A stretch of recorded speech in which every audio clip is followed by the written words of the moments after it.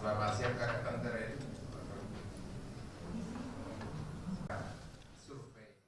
Dalam jumpa pers di sela rapat konsolidasi Partai Nasdem di JCC Senayan, Jakarta, Ketua Badan Pemenangan Pemilu Nasdem Enggar Tiasto Lukita mengatakan sanksi tegas yang dikeluarkan tersebut sejalan dengan visi misi partai yang menginginkan setiap kadernya memiliki kualitas serta integritas saat menjadi pelayan publik.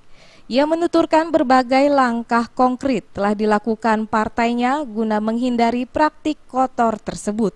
Di antaranya mengumumkan secara resmi saat proses perekrutan hingga bekerja sama dengan lembaga survei.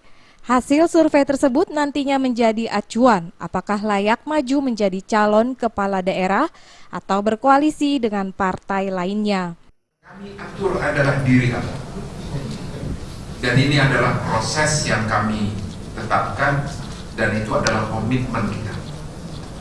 Bahwa kita tidak boleh ada mahar dan juga sampai tingkat daerah. Kalau ada, mereka kita pecat.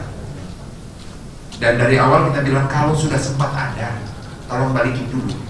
Itu dari awal-awal.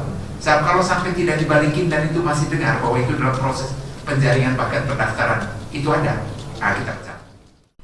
Saat ini partai yang diketuai oleh Surya Paloh tersebut telah mengusung sebanyak 255 pasangan calon di 269 daerah baik kabupaten maupun kota di Indonesia. Ratusan calon kepala daerah tersebut saat ini tengah mengikuti rapat konsolidasi yang digelar selama 2 hari sejak tanggal 21 hingga 22 September 2015. Dari Jakarta, Muhammad Ibrahim dan Hamjati melaporkan.